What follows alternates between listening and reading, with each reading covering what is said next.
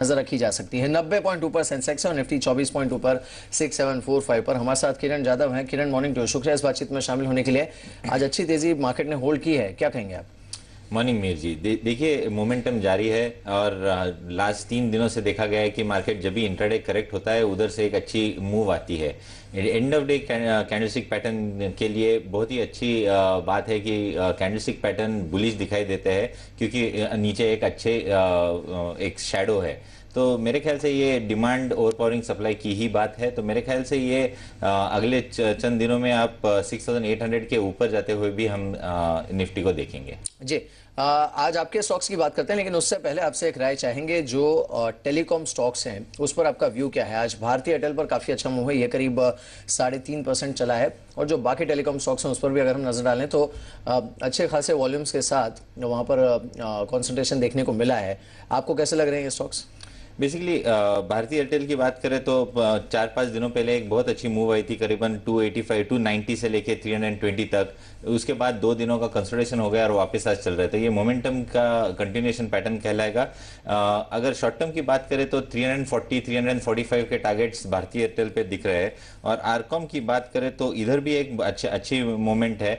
हमने देखा है आरकॉम करीबन मिड सितंबर से एक निचला ट्रेंड के डाउन ट्रेंड चैनल पे था। इसका ब्रेकआउट करीबन मिड मार्च में हुआ है। ये बेसिकली ये कहता है कि ये ट्रेंड ब्रेकआउट है और मीडियम टर्म टारगेट इसका 140 होगा। जी, चलिए अब कुछ और स्टॉक्स की बात करते हैं जहां पर अच्छा मोमेंटम देखने को मिला है। किरण, आपकी पहली रिकमेंडेशन है जे.एन.के बैंक, इससे शुरुआत करते हैं। आज ये करीब 1.25% ऊपर है, लेकिन ओवरऑल इसका मूव करीब 23% का है पिछले एक आध महीने में। और अच्छा आउट परफॉर्मेंस इसने, इनफैक्ट बैंक निफ्टी से भी अगर तुलना की जाए तो इसने अच्छा आउट परफॉर्म किया है। ट्रिगर जो है यहाँ पर वो अब नए बैंकिंग लाइसेंस को लेकर है, आरबीआई की पॉलिसी का ट्रिगर अपने पीछे है। क्या व्यू है आपका इसमें? बेसिकली इसने एक कंटिन्यूएशन पैटर्न का ब्रेकआउट कर दिया था। इसका ये मतलब है कि और भी ऊपर स्तर आपको इस स्टॉक में मिल जाएंगे। एक ऑल टाइम हाई लेवल्स पे ट्रेड करता है, यानी ओपन ब्लू स्काई है इस स्टॉक को। तो नो रेजिस्टेंस जोन है, तो इसका मतलब है ये बहुत ही बेहतरीन आउट परफॉर्म करेगा। जैसे आपने कहा कि एक मार्केट आउट परफॉर्मेंस है, तो ये पॉजिटिव डाइवर्जेंस है चार्ट्स के हिसाब से। तो मेरे ख्याल से ये इमीडिएट टारगेट्स का 1700-1720 भी हो सकते हैं। तो आपको ट्रेलिंग स्टॉप लॉस लगा के इस पे चलना चाहिए। कोई और छोटे बैंकिंग स्टॉक्स आपको अच्छे लगते हो फिलहाल? छोटे बैंकिंग स्टॉक्स में बहुत सारे हैं। बैंक ऑफ बड़ौदा एक अच्छी मूव दिखाई दे रहा है, येस बैंक भी अच्छे दिखाई दे रहे हैं। तो ये सारे के सारे बैंकिंग स्टॉक्स अच्छे ही दिखाई दे रहे हैं। पर ये हमेशा ये देखा जाएगा हम आपको कि आज 4 बैंक चलेंगे तो परसों ये शांत हो जाएंगे। तो ये जो थमे हुए ये स्टॉक्स वापस 3 दिन बाद वापस चलने को चालू हो जाएंगे। तो आपको ये मोमेंटम जारी दिखाई देगा बैंकिंग स्टॉक्स में। जी, चलिए बात करते हैं आपकी अगली पिक की, यानी Lloyd electric and engineering limited. इसकी बात करते हैं। 14 मार्च के आसपास इसने जो लो हिट किया था वहां से इसने मूव देना शुरू किया है। काफी अच्छा मूव दिया है। पहला मूव जो था वो 24 मार्च के आसपास खत्म हुआ, उसके बाद ये थोड़ा डाउन ट्रेंड में था, उसके बाद फिर इसने मूव दिया और फिलहाल ये करीब 63 के आसपास है, यानी 5.5% ऊपर। लेकिन मंथली चार्ट्स पर देखें तो काफी अच्छा मूव है, 43% का रिटर्न है। क्या और भी अपसाइड है क्या इसमें?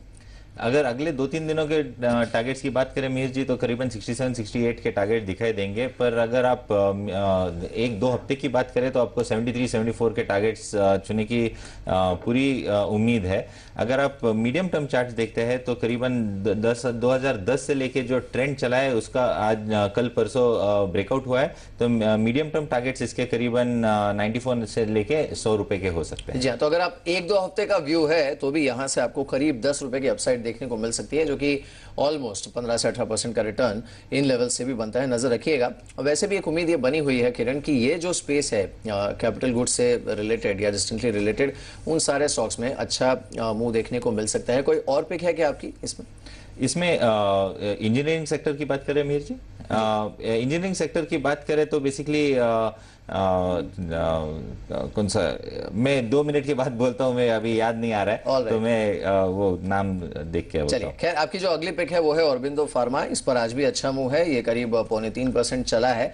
लेकिन इसमें हो सकता है कि जो शायद आपकी रिकमेंडेशन हो एक कैचअप को ध्यान में रखते हुए हो, क्योंकि इसका जो लो था 11 मार्च से लेकर अब तक का, उससे इसने अच्छा खासा सफर तय किया है, लेकिन ये बार बार ये सस्टेन नहीं कर पा रहा है, दम तोड़ देता है।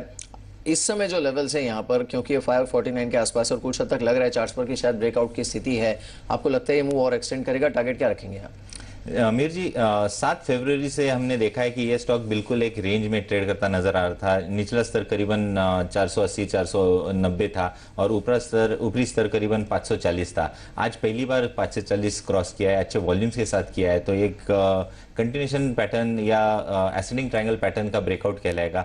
इसका इमीडिएट टारगेट 570 हो सकता है अगले 2-3 दिनों में, पर इसका मीडियम टर्म व्यू भी देखते हैं तो अगेन ये स्टॉक एक ओपन ब्लू स्काई टेरिटरी में चला गया है, तो अगेन नो रेजिस्टेंस जोन में है, तो मार्केट आउट परफॉर्मेंस में देखने को मिल पाएगा। जी, विनाती ऑर्गेनिक्स जो कि आपकी दूसरी पिक है, वहां पर भी आज करीब 1.5% के आसपास का मूव है, 298 के आसपास का लेवल है। एक तो इस पर आपकी राय, लेकिन साथ ही किरण और एक काउंटर जहां पर आपकी राय चाहेंगे। आज अगर हम देखें, जैसे आप देखिए वोकहार्ट का काउंटर है, ये करीब 12% चला है और काफी वॉल्यूम्स के साथ चला है, 514 के आसपास है। तो absolutely from short term perspective और बिंदु या फिर विनाती के बदले इस तरह के काउंटर पर नजर रखना बेहतर होगा। इन दोनों पर आपकी राय चाहेंगे, विनाती और वोकहार्ट। वोकहार्ट की बात करें तो बेसिकली ये हेवी रेजिस्टेंस जोन के करीब है, तो इसके लिए इसमें रिकमेंडेशन नहीं दूंगा, क्योंकि करीबन इन लेवल्स के से लेके करीबन 480 485 तक बहुत ही बेहतरीन रेजिस्टेंस लेवल्स है, तो रिस्क ज़्यादा दिखाई दे रहा है रिवॉर्ड्स के बजाय। पर अगर विनती की बात करें तो विनती बहुत ही अच्छे चार्ट्स के हिसाब से दिखाई दे रहा है, तो विनती के इसका टारगेट, इसका एक बहुत इंपॉर्टेंट लेवल था करीबन 283, वो उसने पार कर दिया है कल, और आज भी इसका फॉलोअप बाइंग दिखाई दे रहा है। तो मेरे ख्याल से आज इसका इंपॉर्टेंट लेवल है, साइकोलॉजिकल बैरियर 300 रहेगा, पर मेरे ख्याल से 310 312 अगले 2-3 दिनों में आपको देखने को मिल पाएगा जी। और ये वैसे भी 26 मार्च से अगर आप देखें तो ऑलमोस्ट वन वे चला है विनाती ऑर्गेनिक्स का जो मूव है, तो उस पर आप डेफिनेटली नजर रख सकते हैं। इस बीच एक खबर आ रही है आशापुरा माइन कैंप पर, और ये आज किरण की बाइंग लिस्ट में भी शामिल है। 40 lakh share promoters call out हुए हैं 25 मार्च को, जो वारंट कन्वर्जन हुआ है उसके बाद ये जो शेयर्स हैं वो इक्विटी में तब्दील होकर प्रमोटर्स को मिले हैं। तो इस पर देखते हैं इस समय किस तरह का मूव देखने को मिला। आशापुरा माइन कैंप आज लिस्ट में भी है, इस समय करीब आधे % नीचे है, और इसका जो चार्ट है वो डेफिनेटली किरण थोड़ा कंसर्न वाला रहता है। और इसने अभी हाल ही में इनफैक्ट 28 मार्च को इसने एक मूव देना शुरू किया है, लेकिन इससे पहले इसने एक लो 7 मार्च के आसपास हिट किया था। डेफिनेटली उससे हाई ट्रेजेक्टरी में है इस समय, लेकिन क्या आपको ये सस्टेनेबल लग रहा है? बिल्कुल लग रहा है, पर इसको अगर खरीदना है तो मैं 62 के ऊपर खरीदूंगा। 62 के ऊपर अगर कंसिस्टेंटली रहता है तो ये अच्छे मूव देने की संभावना है, और इमीडिएट यानी 1 से 2 दिनों में टारगेट करीबन 70 रुपए के हो सकते हैं। तो हर इन्वेस्टर ने 62 का लेवल ध्यान में रखना चाहिए। 62 के ऊपर जाते ही आप लॉन्ग पोजिशन इनिशिएट कर सकते हैं, और 70 का इमीडिएट टारगेट देख सकते हैं आप।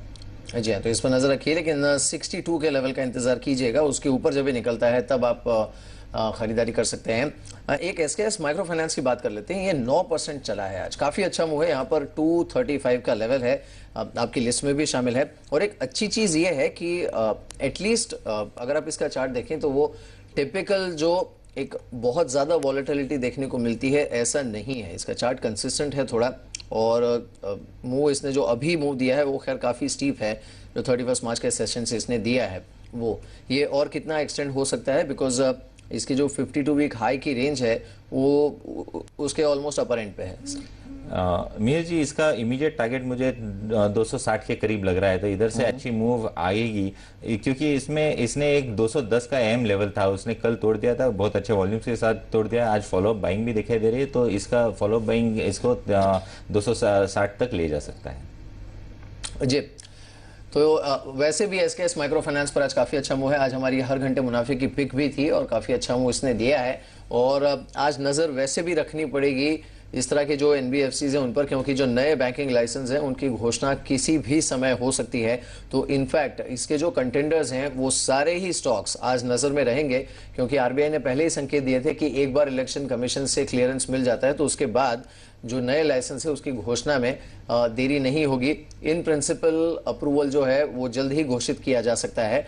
तो ये जो ट्रिगर है ये अपने आप में काफी बड़ा है, और इस पर किरण आपकी राय चाहेंगे। इसके मद्देनजर कोई स्टॉक ऐसे आप बताना चाहेंगे, बिकॉज एक जो buzzword what we have picked up is कि भले 8 से 10 कंटेंडर्स हो जो शायद शॉर्ट लिस्टेड कैटेगरी में हो, लेकिन जो पहला दौर होगा उसमें 3 या 4 से ज़्यादा लाइसेंस अलॉट नहीं होंगे, और इस वजह से ये ज़रूरी बन जाता है कि आप सही स्टॉक्स पर राइड करें।